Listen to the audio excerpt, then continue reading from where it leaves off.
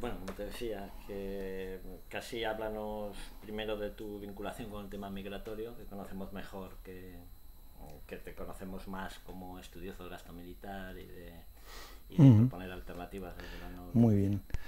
Pues es una vinculación antigua y comencé a tenerla en función de la interrelación que mantenía el antimilitarismo español con algunos movimientos guerrilleros que se iban a desmilitarizar en América Latina y con refugiados que venían de, sobre todo, el contexto de Colombia y de países como estos. Ahí la primera participación que tuve fue en la reflexión que llevó a constitucionalizar en Colombia lo que se llamarían derechos de tercera generación: derecho a la paz, derecho a la ecología, derechos de las mujeres, ¿no? Después he estado trabajando con organizaciones migrantes en el ámbito estatal español, dentro de una organización de carácter mmm, latinoamericana, fruto de este trabajo que he estado haciendo desde hace muchos años. Estamos hablando del 2005-2006. A partir de ahí llegué a formar parte del Foro para la Integración Social de los Migrantes, que es, digamos, el órgano de consulta en materia migratoria que tiene el Estado español, y llegué a ser vicepresidente de este organismo durante muy poco tiempo, porque enseguida, por discrepancias de enfoque, sobre todo, cuando cambiaron el reglamento y vincularon la migración regular a la política de empleo interna, y también por cansancio y por decepción, porque la pretensión de construir un movimiento migrante con actoría política y que fuera horizontal, pues se truncó. Todo el mundo quería ser el jefe, y en un sitio donde hay más jefes que indios, al final eso es una mierda, ¿no? Y entonces, bueno, pues por esa serie de razones y de motivos, y también por discrepancia con las organizaciones de carácter estatal españolas, que querían ser tribunos de los migrantes, no darles su voz, sino ser sus tribunos, pues dimití de ese sitio, y a partir de ahí, pues la lucha que he mantenido en el tema migratorio con organizaciones migrantes es más informal, más desvinculada de todas esas grandes estructuras y muy recelosa de ellas. Muy clarificador. Hablas de círculos viciosos en el Sí. tema que llamas la ruta de ida y vuelta norte-sur de las armas y de su influencia en el enorme impulso expulsor que se da en el sur geopolítico. Sí. ¿Podríamos resumir esos círculos viciosos? Pues lo vamos a intentar. La ruta que tiene que ver con el militarismo tiene dos caminos. Tiene un camino de ida y un camino de vuelta. Un camino de ida que transfiere armas y conflictos desde el norte hasta el sur, y un camino de vuelta que transfiere migración desregulada y dinero, mucho dinero, hacia el norte. Enriquecen porque hay que comprar esas armas. Eso no se hace de forma grosera y de forma automática. Para construir esas rutas ha hecho falta construir, digamos, una serie de redes, y esas redes han creado como unos círculos viciosos. Para construir una ruta de exportación de armas y conflictos al sur, que es lo que hace el norte, hace falta tener un complejo militar industrial. Para tener un complejo militar industrial hace falta construir otra serie de instrumentos. Poquito a poco van haciendo todo este complejo. Hace falta tener lobbies, hace falta de traer dinero del Estado de otras necesidades sociales para esto, hace falta constituir una industria, hace falta que las prioridades vayan a I+D de carácter militar en detrimento del I+D civil, hace falta vincular una estructura financiera que soporte toda esta fabricación y exportación de armamentos, hace falta crear rutas comerciales, etcétera, etcétera. Es decir, podríamos tener un primer círculo que empieza en la construcción de un complejo militar industrial que tiene como finalidad exportar armas, que tiene como objetivo, por una parte, el enriquecimiento y por otra parte, el negocio de la guerra, conflictuando la geopolítica mundial, dividiendo a los países, debilitándoles, haciéndoles cautivos de la deuda militar, haciéndoles cautivos de las políticas que impone este norte, generan esta ruta del norte hacia el sur con ese círculo vicioso. Pero también hay un círculo vicioso a la inversa, del sur al norte. Para que el sur pueda comprar estas armas, para que los países puedan rearmarse de esta manera, hace falta en primer lugar tener unas estructuras militares estables y poderosas, porque las armas no son para cualquiera. Hace falta construir tener riqueza, es decir, el norte da armas porque hay con qué comprárselas, ya sea por medio de dinero directamente, o ya sea por medio de endeudamiento. Hace falta construir una estructura financiera capaz de soportar esos créditos que asume en perjuicio suyo el sur. Para que se haga eso, el sur aumenta su gasto militar, incrementa también esa carrera de armamentos regional. Para que todo esto se haga, hace falta que las prioridades sociales se desatiendan porque el dinero tiene que estar para esto. Se vincula un círculo de carácter, digamos, corrupto. Detrás del negocio de armas hace falta comprar voluntades, hace falta crear un lobby allí, hace falta crear un mercado, una red comercial, etcétera, etcétera. De forma que una y otra ruta se entremezclan creando una especie de violencia global que en definitiva lo que hace es dos flechas. El norte manda al sur conflictos y armas, alianzas políticas, alianzas económicas, alianzas militares. El sur manda al norte dinero que no tiene, porque sus riquezas las está vinculando a esto, y manda el efecto expulsor de la migración. Es decir, no hace falta que haya una guerra en un país para que la gente se vaya. Vale con que el clima de violencias globales, en todos los sentidos, estructurales, culturales, directas, militares, conflictividad, etcétera, etcétera, sea tan poderoso que se vuelve factores expulsores. Luego, quien está generando, en parte, no es la única, pero en parte el vector expulsor es las políticas, las geopolíticas diseñadas desde el norte con su militarismo hacia el sur. El norte transfiere conflicto, el sur transfiere riqueza, en dos sentidos, porque la migración desregulada que llega al norte es mentira que no se la quiera recibir. Se la recibe en condiciones tan vulnerables que se vuelven esclavos y, de nuevo, transferencia de ese capital humano que el norte se aprovecha de él, ¿vale?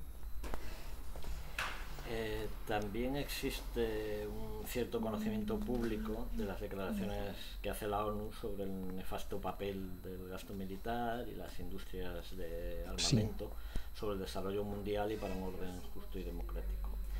Pero, sin embargo, ahora incluso también desde los foros económicos se llega a reconocer que las migraciones sur-norte están desencadenadas por el militarismo. ¿Es esto contradictorio con sus propias actuaciones? Con las propias actuaciones de los actores económicos. Sí, de los actores económicos. No, es decir, los actores económicos han creado estas redes y estas redes lo que hacen es dar lucro, dar riqueza. Entonces las fomentan, aunque sepan que esto no es muy bueno. También la gente que pone una industria aquí contaminante sabe que no es muy buena, pero se enriquecen. No es contradictorio porque el motor de toda esta historia es precisamente ese lucro, ese ansia de dominio, de poder, y en definitiva entran en esa ruleta. ¿Qué ocurre?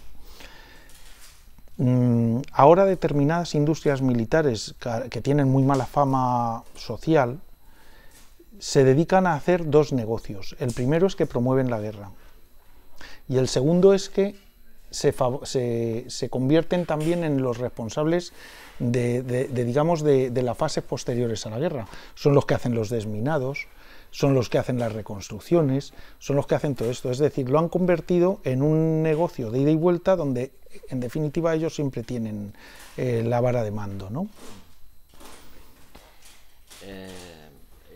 También la gente conoce en cierta medida, por ser un hecho cotidiano, la militarización de las fronteras de un norte que ya más ultrafortificado, y que es así efectivamente, pretendiendo taponar un sur ultra conflictuado, ¿no? Pero pasa más desapercibida en el Estado español la doctrina de seguridad de fronteras avanzadas. Sí. ¿Qué refleja esto? Bueno, yo cada vez veo más el militarismo que nosotros padecemos desde el norte, no lo padecemos de una manera grosera, es decir, la gente lo lleva bien.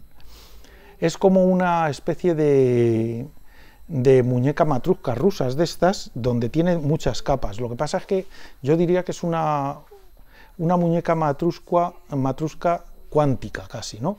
Porque cada capa que abres no te encuentras una muñeca más pequeña, sino una muñeca más grande. Por ejemplo, nuestro militarismo establece que tenemos un gasto militar de 5.000 millones de euros. Eso es lo que dice el Estado. Abres y te encuentras que detrás de esos 5.000 hay otros no sé cuántos mil, hasta 32.000, que están escondidos en otros lados. Abres y te encuentras que del militarismo comen 2,5 millones de familias que son pensionistas de lo militar. Abres y te encuentras que el mundo político está influido por la visión militar y de hecho esos lobbies militares están compuestos por ministros, por no sé qué, por no sé cuál. Abres y te encuentras que la industria militar es el gran motor de todo esto y la que está manejando las políticas.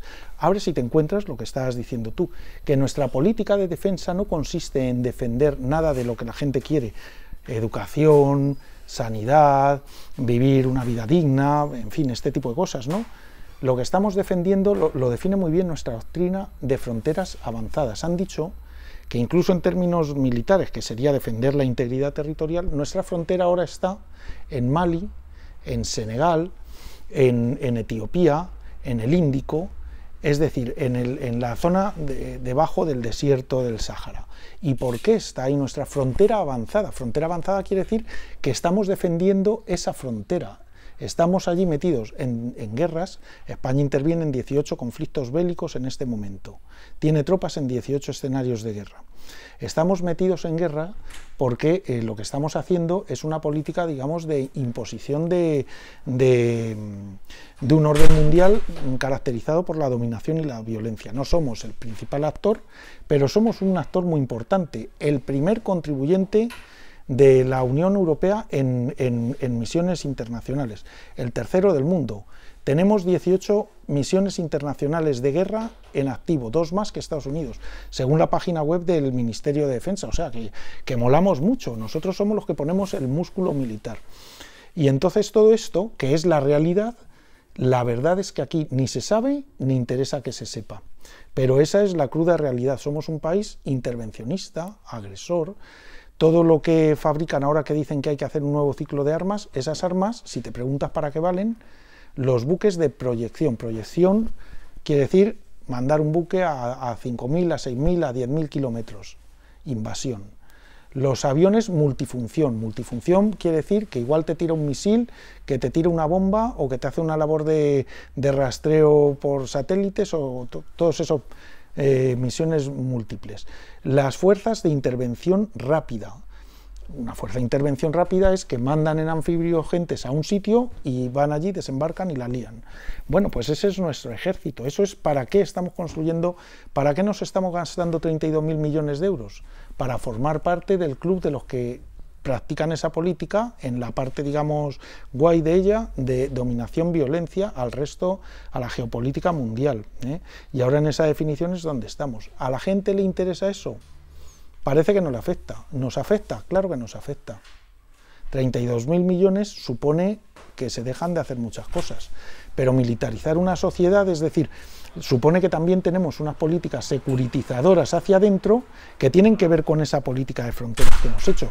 Como hemos definido el enemigo, todo lo que hay del desierto para abajo, y tenemos nuestra tropa allí, cuando sobrepasan, se convierte en una migración desregulada que nos da miedo, la llamamos terrorista, tenemos que controlarla y como excusa para controlarla, de paso nos convertimos todos en enemigo interno aquí y el control se ejerce sobre todo el mundo. Esa es la realidad de esa política y para lo que vale.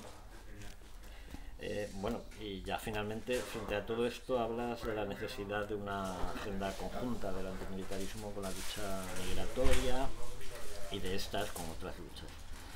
¿Pueden llegar a establecerse sinergias que actúen de forma estimulante? El contexto actual es un contexto complejo, pero yo creo que se puede y se debe. Es decir, hay una serie de problemas globales que nos afectan desde distintos escenarios o desde distintas visiones de la realidad. Una es la movilidad humana. La movilidad humana, influida por esta presión expulsora que establece el militarismo del norte hasta y al sur, evidentemente tiene una agenda de lucha, porque se quieren librar de toda esta lacra, que yo creo que sí es muy compatible con la que mantiene el antimilitarismo desde sus características más clásicas, ¿no? Podemos establecer objetivos comunes, claro, la lucha contra la guerra es un objetivo común, el apoyo a las iniciativas tanto aquí como allí, aquí me refiero a donde estamos ahora y allí donde se generan, donde se sufren esos, no se generan, donde se sufren esos conflictos, la lucha por modos de vivir diferentes, por el apoyo y la resistencia frente a los efectos de esa guerra, pues también tiene puntos en común. Pero es más, para la lucha de los pueblos contra la violencia que se genera allí, es también muy relevante que todo ese círculo vicioso que hay aquí, que tiene que ver con los lobbies, con los bancos armados, con la construcción de las redes comerciales, con la fabricación de armas, con la inversión de I+D, atacar todo eso aquí también es esencial para esa lucha. Igual que atacar todas las consecuencias allí nosotros, denunciar el intervencionismo nuestro, la intervención en todos esos conflictos, las fronteras avanzadas, en fin, todas estas cosas también es esencial para esa lucha. Luego tenemos puntos en común y que nos pueden hacer compartir agendas de lucha y prioridades. Pero ocurre que desde otros puntos de vista también hay agendas globales que se interconectan con estas que estamos diciendo. Por ejemplo, la lucha ecologista, la lucha feminista, en cuanto a la lucha contra el patriarcado y sus valores, la lucha contra lo que se está dando de depredación ecológica, etcétera, etcétera, también interconectan propósitos y interconectan objetivos con las luchas antimilitaristas y las antimilitaristas con estas otras. Por ejemplo, para el antimilitarismo es tan esencial luchar contra una fábrica de armas como luchar contra el patriarcado. Yo creo que eso es así.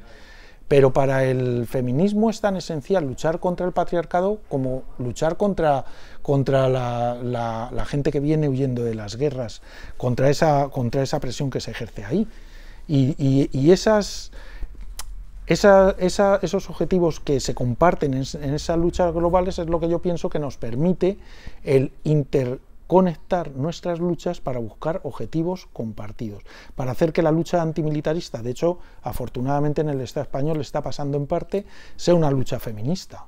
El feminismo vasco es un protagonista esencial de la lucha antimilitarista. Quien se han puesto delante de los barcos en Euskadi o en Santander o en Gijón, pues es el movimiento feminista. Afortunadamente es un movimiento muy pacifista de toda la vida, muy no violento, ¿no? Igual ocurre con el ecologismo. Para nosotros es esencial también luchar contra esa depredación de recursos y contra esa degradación del medio ambiente.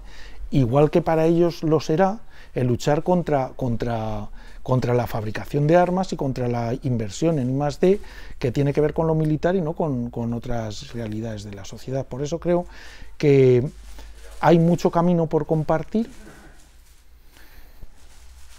hay muchas experiencias que se pueden poner en común y sería muy útil, muy válido tener puntos estratégicos en las propias agendas del movimiento pacifista, del movimiento antimilitarista, del movimiento feminista, del movimiento ecologista, del movimiento de lucha de los migrantes, que tuvieran específicamente rótulos de todas ellas, feministas, ecologistas, antimilitaristas, migratorias.